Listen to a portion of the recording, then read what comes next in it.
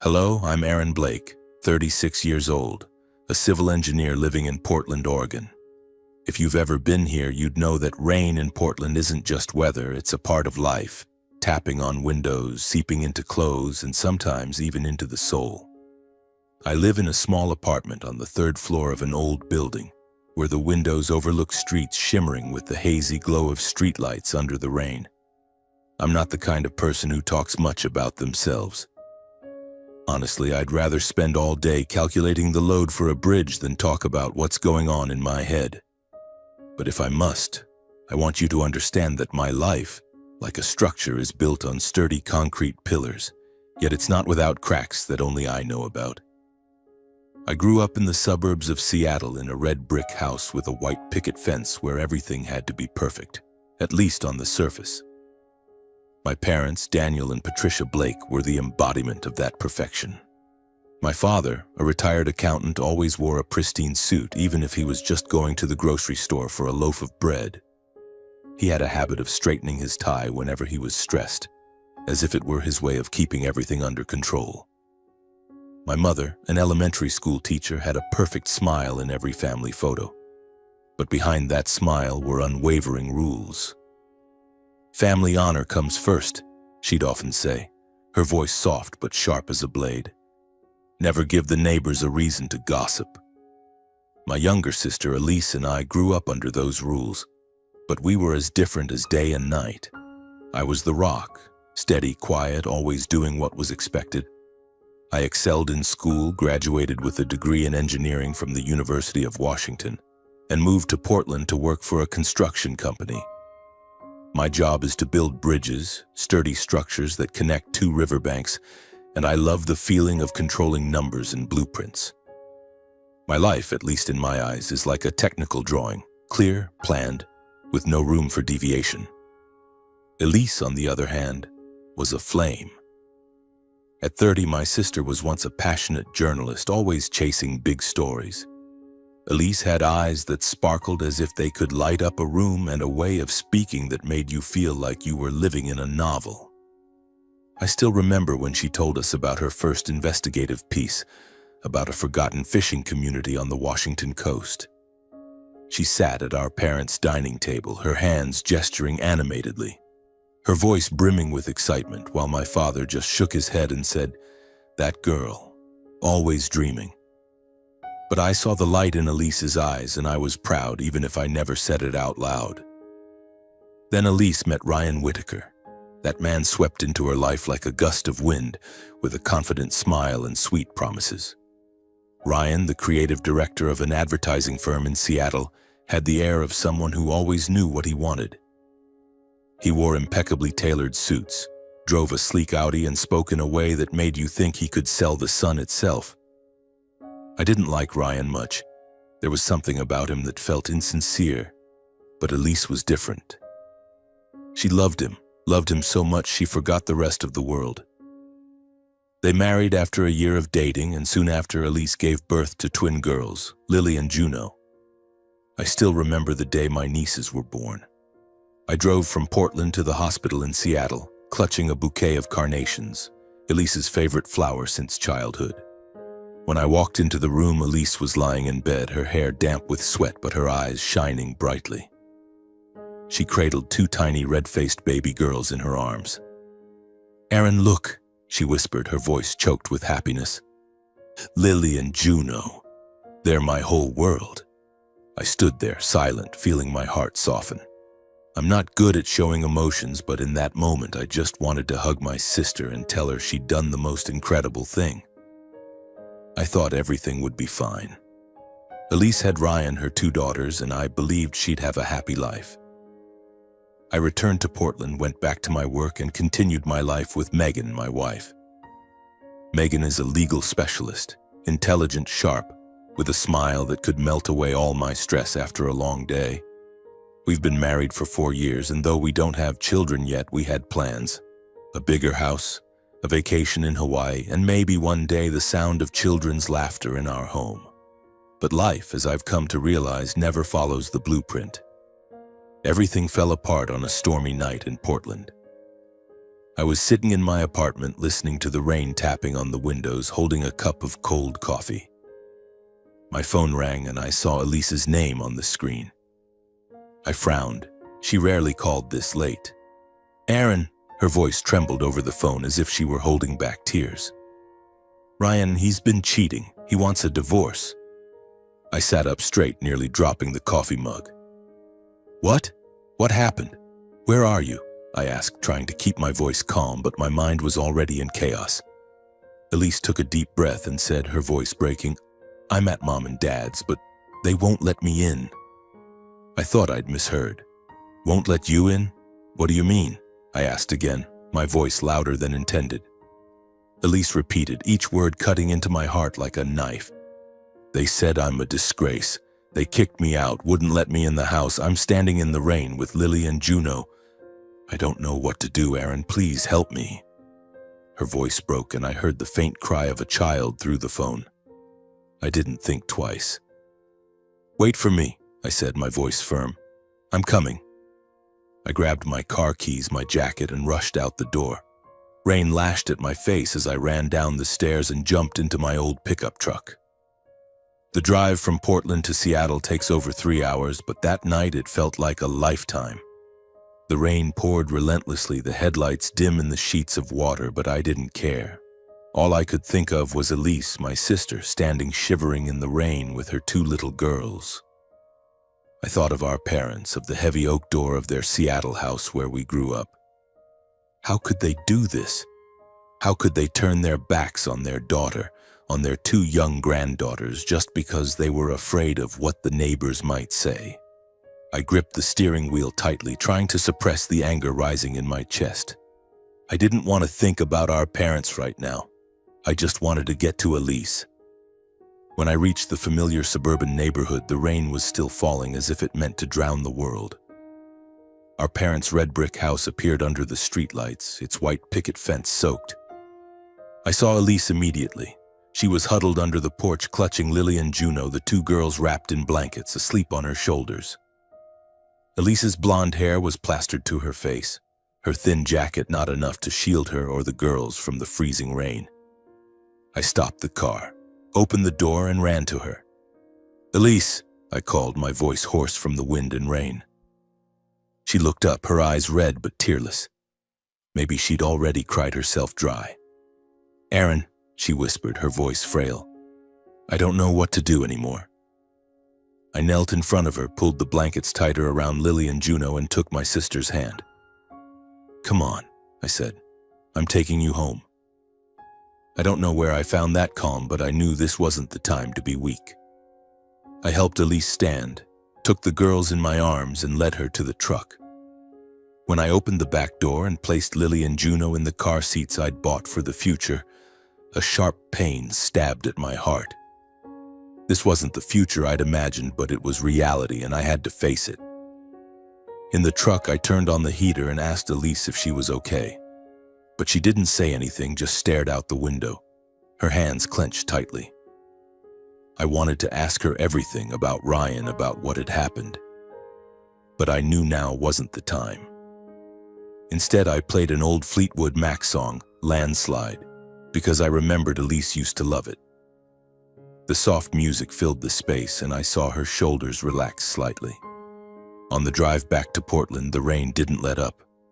I glanced at Elise, saw her clutching an old blanket I kept in the back seat, her eyes closed but not asleep. Lily and Juno stirred occasionally, but they were too young to understand what was happening.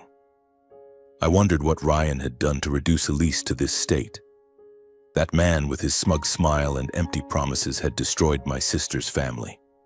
And our parents, the people I once thought would always protect us, had cast her out into the street. I didn't know who I was angrier at. When we reached my apartment, it was nearly dawn.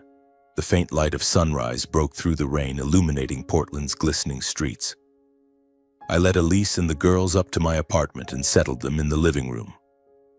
I pulled out an old crib, lined it with blankets, and placed Lily and Juno inside. Elise sat on the sofa, staring at her daughters with empty eyes. "Thank you," she whispered, but her voice lacked life. "Go to sleep," I said, resting a hand on her shoulder. Everything will be okay. But as I said those words, I knew they weren't entirely true. Things wouldn't be easy, not now. But I also knew that no matter what happened, I wouldn't let Elise face this alone. Never. The first few days with Elise and the two baby girls staying at my apartment felt like an endurance test I was never prepared for.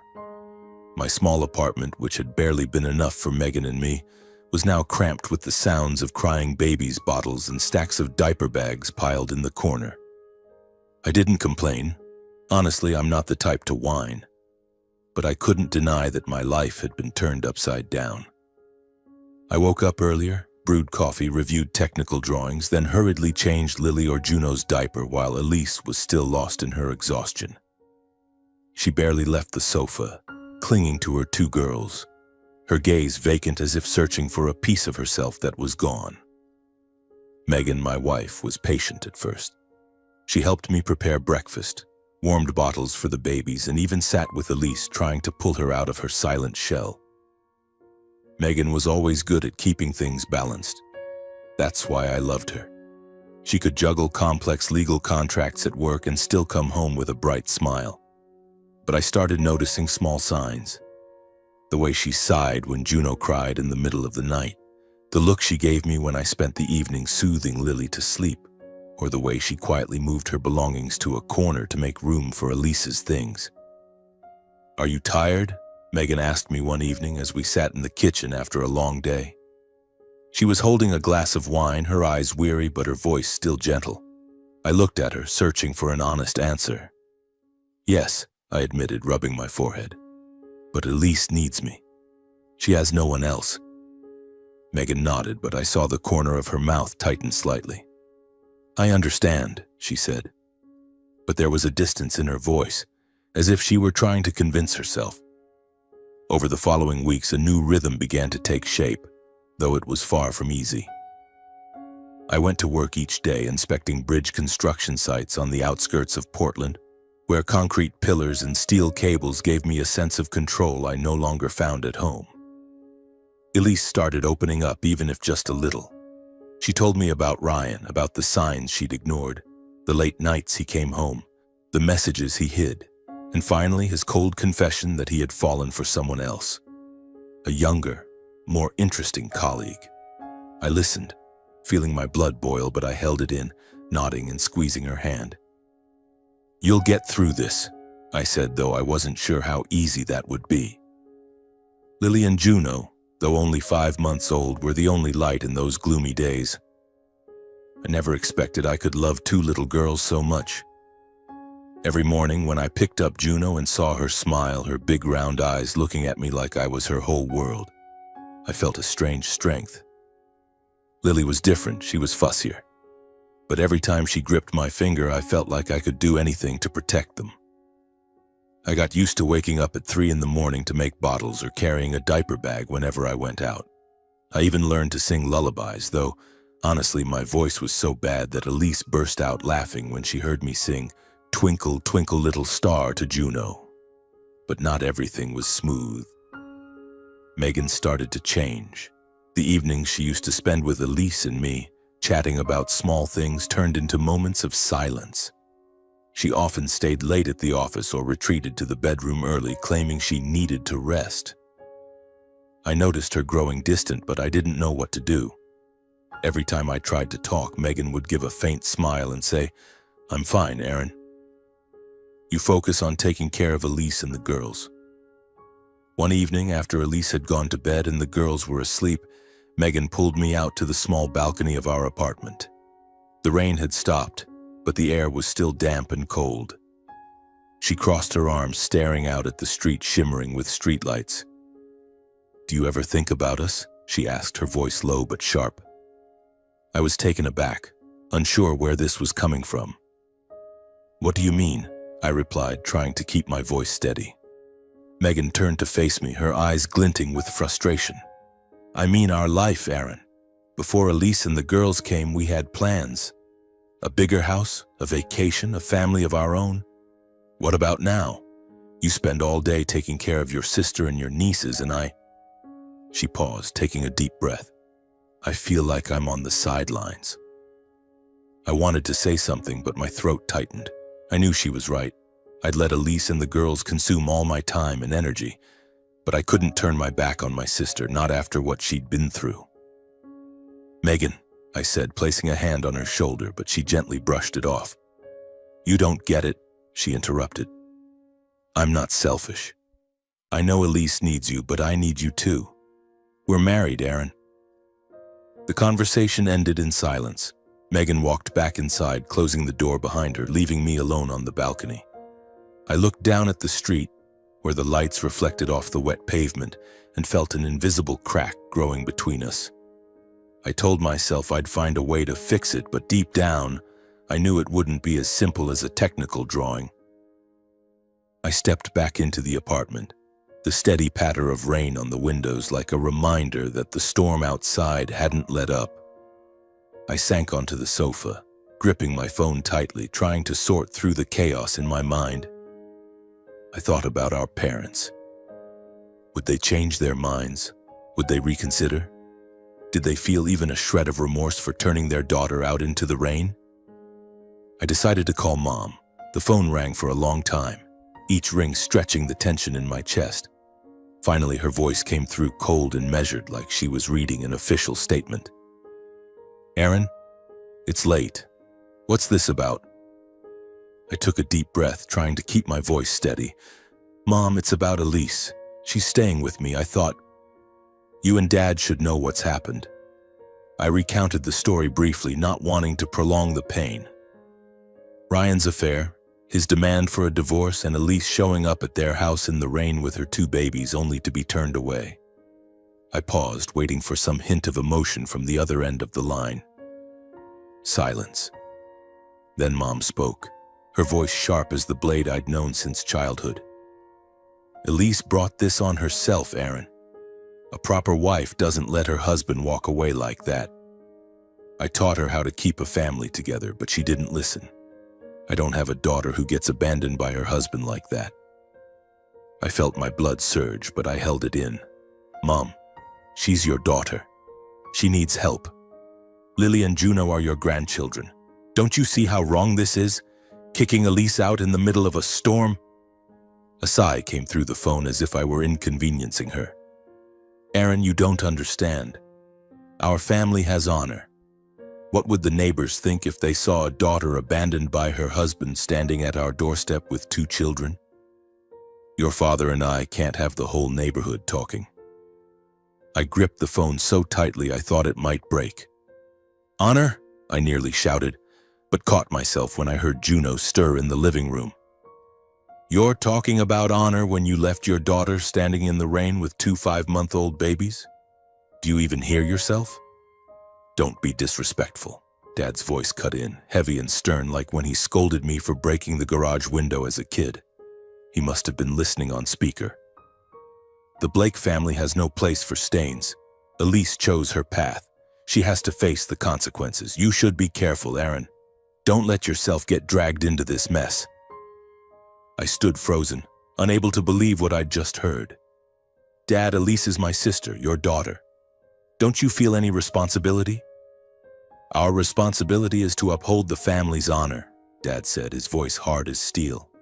"If you want to help your sister, that's your choice, but don't expect us to get involved." The call ended with a cold beep. I stood there in the dim hallway staring at the phone screen. I thought of Elise, her lost expression when I found her under our parents' porch. I thought of Lily and Juno, 2 innocent children branded as stains by their own grandparents. The rain outside kept falling as if trying to soothe the rage burning in my chest. Over the next few months, the tension in the apartment grew thicker. Elise started to recover, but she still relied heavily on me. I didn't blame her. Being a single mother to 2 infants wasn't easy, especially after being betrayed by her husband and disowned by our parents. But Megan was different. Her comments grew sharper, like, "Are they going to stay here forever? Or I didn't sign up to live with your entire family, Aaron." I tried to explain that it was temporary, that Elise would get back on her feet soon, but even I wasn't sure how long that would take. One evening, everything exploded. I was sitting on the sofa, holding Juno while Elise bathed Lily. Megan walked in, clutching a stack of papers, her eyes cold. "We need to talk," she said, her voice devoid of warmth. I set Juno in her crib, stood up and followed Megan to the bedroom. She closed the door and turned to me. "Aaron, I can't do this anymore." "Do what?" I asked, though I already knew the answer. "You know exactly what," Megan snapped, her voice trembling with anger. "You spend all day on Elise and the girls. I'm no longer your priority. I don't want to live in a house where I feel like an outsider." I wanted to argue, to say that she was still important to me, but the words wouldn't come. I knew she was partly right. I'd let Elise and the girls consume my time and energy. But how could I abandon my sister? How could I leave her alone after everything she'd been through? "I want you to choose," Megan said, her voice like a knife. "Me or Elise? You can't have both." I stood there, feeling the floor collapse beneath me. "Megan," I whispered, "you can't ask me to do that." But she just shook her head, her eyes brimming with tears. "You just made your choice," she said, then turned and walked out of the room. The days that followed were heavy, like a storm waiting to break. Megan began packing her things bit by bit. I tried to talk, to convince her we could work it out, but she only looked at me with distant eyes. "You're a great brother, Aaron," she said one morning as she pulled her suitcase toward the door. "But I need a husband." I stood at the door watching Megan walk away, her suitcase rolling down the hallway. The sound of the wheels echoed like the final rhythm of our marriage. When the door closed, I felt a void growing in my chest, but I didn't cry. I couldn't cry. I turned back to the living room where Elise was holding Juno, her eyes full of worry. "Aaron, what's going on?" she asked. I shook my head, not wanting to burden her further. "It's nothing," I said, sitting down beside her. "Everything will be okay." But this time, I wasn't sure I believed those words anymore. The days that followed were quieter in the apartment, but it was a heavy kind of quiet, like the lull before a new storm. Megan was gone, leaving me with Elise, Lily, Juno, and an apartment now filled with voids I didn't know how to fill. I tried to keep everything steady, going to work, taking care of the girls, and making sure Elise didn't notice the cracks in my heart. But every night, lying on the sofa listening to the rain tap against the windows, I couldn't stop thinking about Megan, her smile, and the plans we'd made for a future that had now dissolved. Elise, though still fragile, began to regain a spark in her eyes. She no longer spent all day curled up on the sofa. Instead, she started doing small things, brewing coffee for me in the morning, folding clothes for Lily and Juno, or softly humming as she rocked the girls to sleep. One evening, when I returned from a construction site, weary with the smell of concrete and dust clinging to my clothes, I found Elise sitting at the kitchen table, an old notebook in front of her. She was writing, her pen moving swiftly across the page, her eyes focused as if she were rediscovering a part of herself. "What are you writing?" I asked, pulling up a chair across from her. Juno was asleep in her crib and Lily was playing with a stuffed animal on the rug. Elise looked up, a little embarrassed, then slid the notebook toward me. "Just some thoughts," she said softly. "I think I need to write them down so I don't forget what I've been through." I flipped through a few pages, reading her slanted handwriting. They weren't just random thoughts. Elise wrote about that rainy night, standing huddled under our parents' porch, clutching Lily and Juno. She wrote about Ryan, how he shattered her world with his cold words. She wrote about me, how I drove over 3 hours to pick her up, becoming her only anchor when everything collapsed. My throat tightened as I read. "Elise," I said, setting the notebook down, "this is really good." She smiled, a faint but genuine smile. "I don't know, Aaron, I just thought, if I write it down, maybe I'll figure out who I am after all this."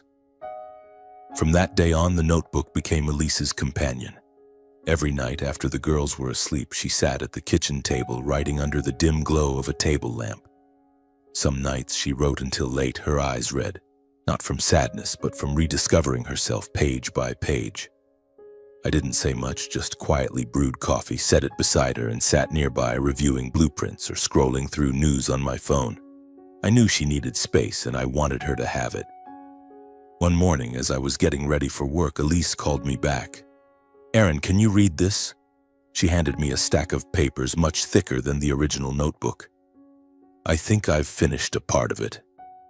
I want to know what you think." I sat down and flipped through the pages. It was Elise's story from the day she met Ryan, through the joyful months of her pregnancy with Lily and Juno, to the betrayal, the rainy night, and her journey as a single mother. But what moved me most was how she wrote about me. She called me a lighthouse in the storm, the one who pulled her out of the darkness. I looked at her, trying to hide the tears welling in my eyes. "Elise, it's really special. You should do something with it." "Do something?" she asked, frowning. "What do you mean?" "Like, publish it," I said, though I wasn't sure how realistic the idea was. "Your story, it could inspire others, people going through what you've been through." Elise laughed, but it was a skeptical laugh. "Who'd want to read about me? A single mom ditched by her husband and disowned by her family?" "A lot of people," I replied, my voice firmer than I felt. "Because you're not just someone who was abandoned. You're someone who got back up." Those words seemed to hit Elise. She went quiet, staring at the stack of papers, then nodded. "I'll think about it," she said, but I saw a small spark in her eyes, like a flame starting to catch. I didn't want to push her, but the idea of Elise's book stayed with me. I started acting quietly. One lunch break at the construction site, I called Tom, an old college friend who now ran an independent publishing house in Portland. Tom was always a dreamer, passionate about books and true stories. I told him briefly about Elise, about the memoir she was writing, and asked if he'd be willing to take a look. "Send it over," Tom said, his voice excited. "If it's as good as you say, I'll consider it." I didn't tell Elise about the call. I didn't want her to get her hopes up only to be disappointed. Instead, I encouraged her to keep writing a little each day. I bought more paper, pens, and even an old laptop for her to type on. Every time I saw her sitting at the screen typing with absolute focus, a quiet pride swelled in my chest. The Elise from before, the passionate girl always chasing stories, was coming back. Months passed and Elise's manuscript took shape. She titled it "Shelter from the Storm." I read each chapter, fixed typos, and occasionally offered suggestions, though I knew I wasn't a writer. "Aaron, are you sure it's okay?" Elise asked one night when the manuscript had grown to over 200 pages. "It's more than okay," I said, resting a hand on her shoulder. "It's you, Elise. It's your story." Finally, I convinced her to send the manuscript to Tom. I still remember the day she hit send on the email, her hands trembling, her eyes a mix of excitement and fear. "What if they don't like it, Aaron?" she asked. "Then you're still Elise," I replied, "and you've done something most people wouldn't dare. Tell your story." 2 weeks later, Tom called. I was at the construction site, standing at the base of a bridge in progress, when my phone rang. "Aaron, your sister's manuscript. It's really special," Tom said. "It's raw, emotional, and powerful. I want to publish it." I nearly dropped the phone. "Really?" I asked, my voice higher than usual. "Absolutely. But I need to meet Elise to discuss the details. Can you arrange that?" That evening, I told Elise. She sat frozen, clutching her coffee mug as if she couldn't believe her ears. "Aaron, are you serious? They want to publish my book?" "Absolutely," I said, smiling. Elise threw her arms around me, tears in her eyes. Lily and Juno, playing on the rug, looked up at us as if sensing the joy in the air. The weeks that followed were a whirlwind.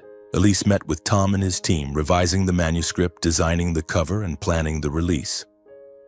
I stayed on the sidelines, supporting quietly, driving her to meetings, watching Lily and Juno when she was busy, and making sure she had time to focus. I didn't want her to know I'd contacted Tom early on. I wanted this to be her victory. Hers alone. The day, Shelter from the Storm, officially hit the shelves. I stood in the corner of a small Portland bookstore watching Elise sign her first copies. She wore a simple green dress, her blonde hair tied up, but her eyes shone brightly as if the fire within her had been reignited. Only a few dozen people showed up, mostly Tom's friends and some curious readers. Elise was so nervous she dropped her pen twice, but when she started talking to the crowd, her smile warmed the entire room. I stood there holding Juno in my arms, Lily clutching my finger, and felt a quiet pride swelling inside me. My sister, who had once stood shivering in the rain, was now standing under the lights, sharing her story. The book's initial sales were modest. I wasn't surprised. Publishing is a tough industry and Portland isn't New York. But one evening, as I was preparing a bottle for Juno, Elise burst into the kitchen holding up her phone, her face flushed with excitement. "Aaron, look at this!" she nearly shouted. A reader, a single mother from Seattle, had posted about the book on social media. "Shelter from the Storm isn't just a book, it's a flame for those who've been abandoned. Read it, you won't regret it." That post, like a spark, spread rapidly. Hundreds of shares turned into thousands. Women's groups online began discussing it, calling Elise a quiet hero. Within weeks, the book sold tens of thousands of copies and made it onto a local newspaper's weekly bestseller list. I still remember the moment Elise received an email from Tom announcing that a major publisher had offered to partner for a nationwide release. She sat at the kitchen table, reading the email over and over as if she couldn't believe her eyes. "Aaron," she whispered, "is this real?" I laughed, pulling her into a hug. "It's real, little sis. You did it." From there, everything felt like a dream. The book didn't stop at the US. A publisher in the UK offered to translate it for an international English edition, followed by France, Germany, and even Japan. I don't know how Elise felt seeing her name on book covers in languages she couldn't read, but I noticed how she stood taller, smiled more. She was no longer the Elise from that rainy night. She was Elise Blake, author, mother, and a symbol of women who had been hurt but refused to fall. With the book's success came invitations. First was a local talk show in Portland, where Elise sat under stage lights, sharing her journey as a single mother. I sat in the audience, holding Lily and Juno, trying to keep them quiet as Elise spoke. She was nervous at first, but when the audience clapped, I saw her relax. "I didn't do it alone," she said, her eyes finding me in the crowd. "My brother Aaron pulled me out of the darkness." I bowed my head, pretending to fix Juno's hair, but really I was hiding the tears welling in my eyes. That talk show was just the beginning. A month later, Elise was invited to a women's conference in Seattle. She stood on stage before hundreds of women, telling her story with a sincerity that silenced the room. When she finished, the applause roared like thunder. I didn't go that time. I had to stay home with Lily and Juno. But Elise called me right after, her voice breaking with emotion. "Aaron, they gave me a standing ovation. They said I inspired them." I smiled through the phone, though I felt a hollow ache inside. "You deserve it, Elise," I said. But when I hung up, I looked around the small apartment, cluttered with bottles and baby toys, and wondered, what about me? I'd sacrificed my marriage, put Elise and the girls above everything. I didn't regret it, but I couldn't deny that Elise's brilliance, as radiant as it was, cast a long shadow over my life. One day, Tom called me, his voice brimming with excitement. "Aaron, we want to host a special event in Portland, a big talk, and we want you and Elise on stage together. Your story, your bond, your sacrifice, is the heart of the book." I hesitated. "I'm not a speaker, Tom. That's Elise's thing. But you're part of the story," Tom said. "People want to hear from you, Aaron. They want to know about the brother who did everything for his sister." I didn't want to do it, honestly. I didn't like the spotlight or speaking to crowds. But Elise convinced me. "Aaron, please," she said, taking my hand. "I want people to know how amazing you are." So I agreed. The event took place at a small theater in downtown Portland with over 500 people in the audience. I stood backstage, hands sweating, watching Elise step onto the stage radiant in her familiar green dress. She told her story as she had done hundreds of times, but this time she paused and turned to me. "My brother Aaron saved me," she said, her voice choking. "He didn't just give me a home. He gave me the belief that I could stand again." The audience clapped, and I walked out, the stage lights blinding me, making me want to retreat backstage. But Elise held my hand, and I stood there telling my story, not as a speaker, but as a brother. I talked about the rainy night, driving 3 hours to pick up Elise, and the difficult days that followed. "I'm not a hero," I said, my voice hoarse. "I'm just a brother doing what I had to do."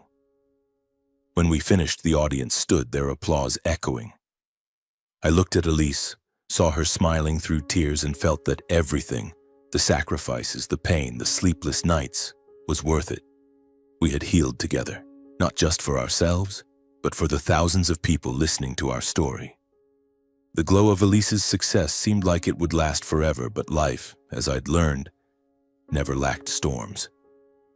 Just a few weeks after our joint talk in Portland, a letter arrived, sent through the mail, sealed in a white envelope with my mother's rigid handwriting. As I opened it, an uneasy feeling settled in my gut. Inside was a short, cold letter from our parents, Daniel and Patricia Blake. "Elise," the letter read, "your book is an affront to the family's honor. You have publicly slandered us, causing the entire neighborhood to shun us. We demand that you withdraw the book from the market and issue a public apology. If not, we will take legal action." I read it over and over, feeling as though the blood in my veins had stopped flowing. Our parents, the ones who had turned Elise away in the rain, now dared to threaten her. I clenched the letter in my hand, trying to suppress my anger, then called Elise into the kitchen. "Read this," I said, handing her the letter. Elise scanned the lines, her face shifting from shock to pain and finally to a resolve I'd never seen before. "They want me to withdraw the book?" she asked, her voice trembling but sharp. "After everything they've done? They disowned me, Aaron. They called Lily and Juno stains. And now they want me to apologize?" "What are you going to do?" I asked, though I already knew the answer. Elise folded the letter and set it on the table. "I'm not withdrawing the book. This is my story, our story. I won't let them control me anymore." I nodded, squeezing her hand. "I'm with you, no matter what happens." But I didn't expect our parents to go so far. A week later, we received a legal notice from a lawyer in Seattle. Daniel and Patricia Blake were officially suing Elise for defamation of character. They argued that, while not named directly, Elise's book portrayed them as cruel parents, causing their community to shun them. The lawsuit demanded the book's withdrawal, financial compensation, and a public apology. I was stunned. I knew our parents valued appearances, but suing their own daughter? I looked at Elise, fearing she'd break, but she only clenched her fists, her eyes blazing. "They want to fight? Fine," she said. "I'm not backing down." News of the lawsuit spread quickly. A Seattle newspaper ran a story with the headline, "Parents Sue Daughter for Daring to Tell the Truth." The article quoted passages from Elise's book, particularly her description of the rainy night when she was turned away at our parents' door. Social media erupted. Some criticized Elise, saying she'd gone too far by airing family matters. But most, especially those who'd read her book, stood by her. "Elise Blake is a brave mother," one post read. "She told the truth and now her family wants to silence her." The post was shared thousands of times, turning the lawsuit into a national story. I tried to keep Elise focused, but the pressure mounted. TV stations invited her for interviews, wanting her to talk about the lawsuit and our parents. Elise declined most, saying simply, "I wrote the truth. I don't regret it." But I saw her starting to lose sleep, dark circles forming under her eyes as she held Lily and Juno. I knew she was trying to stay strong, but the lawsuit was another knife, cutting into old wounds. I didn't stay on the sidelines. I contacted Sarah, an old lawyer friend who'd worked with Megan and whom I trusted. Sarah agreed to take the case after reading Elise's book. "Her story is powerful, Aaron," Sarah said over the phone. I'll do everything to protect her. Sarah began gathering evidence. She asked Elise to recount every detail of that rainy night. And I'll never forget the evening she sat with Elise, taking notes as Elise's voice trembled. Elise described knocking on our parents' door, clutching Lily and Juno, begging to be let in. She shared the text message our mother sent afterward. "Don't ever come back, Elise." Sarah uncovered security footage from a neighbor's house capturing Elise standing in the rain, holding her two girls. The blurry image was undeniable proof. Sarah also found an old voicemail from our father on Elise's phone calling her a stain on the family in a call after that night. On the day of the trial, I sat beside Elise in the courtroom feeling like I was stepping into a construction site I couldn't control.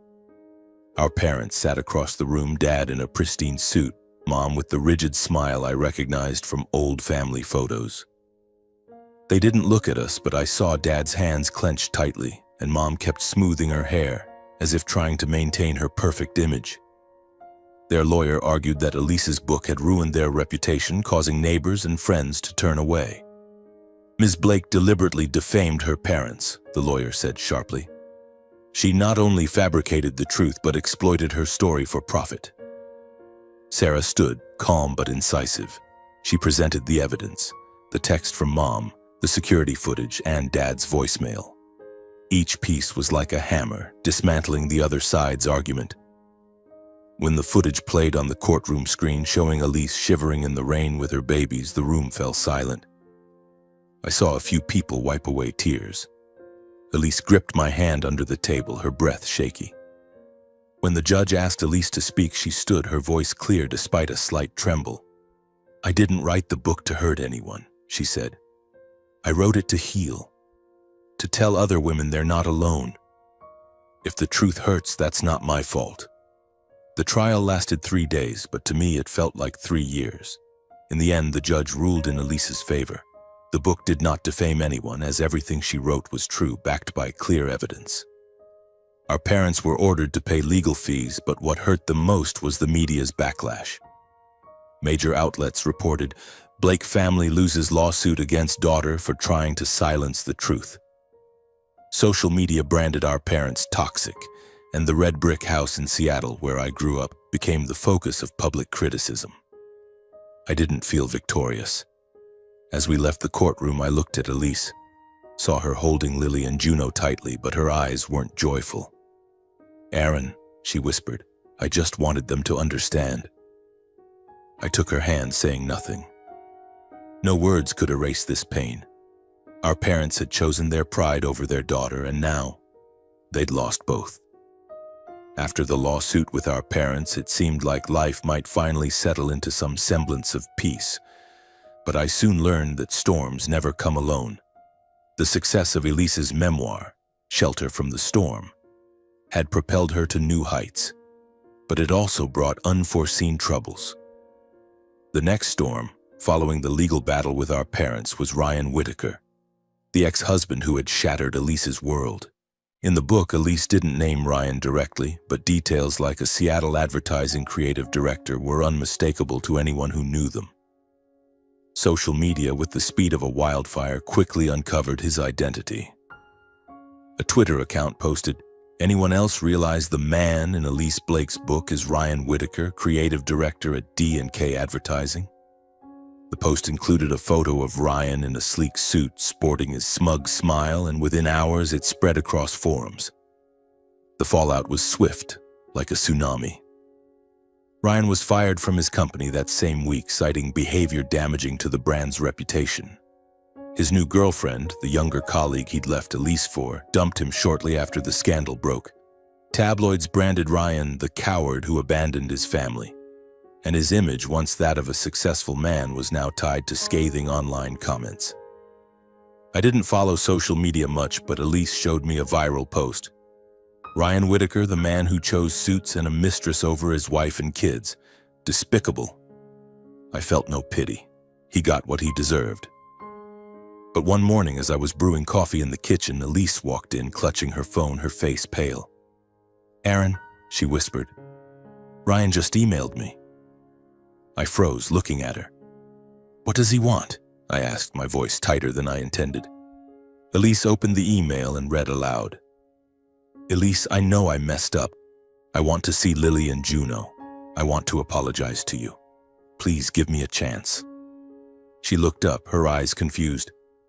What do you think? I don't know what to do. I gripped my coffee mug, trying to keep my voice calm. You don't owe him anything, Elise. He abandoned you and the girls. He's only crawling back now because he's backed into a corner. But Elise, with her ever-soft heart, hesitated. Maybe he really regrets it, she said, her voice barely audible. Lily and Juno are his daughters. They deserve to know their father. I didn't want to argue, but I didn't trust Ryan. Men like him don't change after a few months of public shaming. I just nodded and said, think it over carefully. Don't rush into anything. But inside, I was on high alert. Ryan didn't stop at the email. He started calling, texting, and one afternoon when I returned from a construction site, I found him standing outside our apartment, his coat soaked from Portland's rain. He looked more haggard than I remembered, hair disheveled, eyes shadowed, but that smug smile still lingered. Aaron, he said, raising a hand as if to shake mine. I just want to talk to Elise. I crossed my arms, blocking the door. She doesn't want to see you. Leave, Ryan. He sighed as if I were making things difficult for him. Look, I know I screwed up, but I'm Lily and Juno's father. I have a right to see them. Rights? I snapped, anger surging. You lost those when you ditched them for another woman. Get out of here before I call the cops. Ryan stepped back, but his eyes didn't leave mine. You can't keep me from my kids forever, Aaron, he said, then turned and walked away. I stood there, my heart pounding, feeling like I'd just faced a wolf. I told Elise about the encounter, and she grew anxious. Aaron, what if Ryan really wants to see the girls? I don't want Lily and Juno to grow up not knowing their father. I took her hand, keeping my voice gentle. Elise, he doesn't care about the girls. He's just using you, using your fame to salvage his image. After that confrontation, Ryan started showing up everywhere. At a book signing in Seattle, he appeared in the crowd, standing in the front row, his eyes locked on Elise. I was backstage holding Juno when he stepped forward, raising a hand as if to speak. Elise, he called, loud enough to silence the room. I'm sorry. I was wrong to leave you and the kids. I just want a chance to make things right. The audience murmured. Some pulled out phones to record. Elise froze on stage, her hand gripping her signing pen, her face pale. I wanted to rush out and drag him away, but Elise raised a hand, signaling me to stop. Ryan, she said, her voice trembling but firm. If you're truly sorry, you'll leave me and the kids alone. Don't turn this into a performance. The crowd applauded, but Ryan didn't leave immediately. He stood there staring at her, then lowered his head and walked out.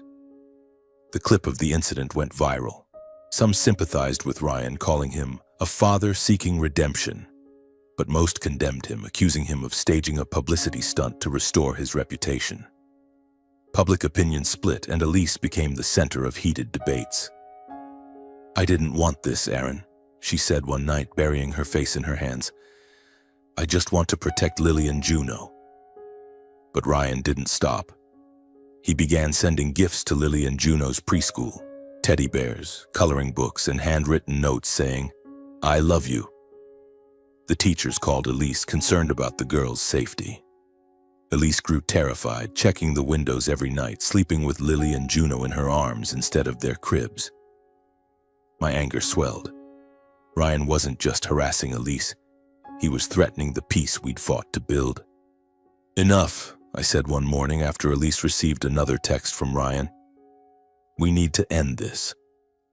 I contacted Sarah, the lawyer who'd helped us in the lawsuit against our parents. Sarah agreed to draft a restraining order, citing Ryan's harassment and the psychological harm it was causing Elise and the girls. We gathered evidence, emails, texts, the clip from the book signing, and reports from the preschool about the unsolicited gifts.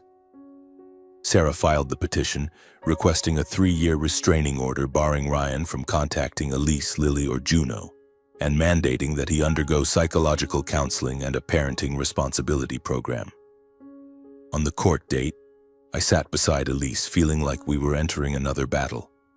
Ryan appeared, dressed in a suit but no longer polished. He looked at Elise, his eyes pleading, but she didn't respond.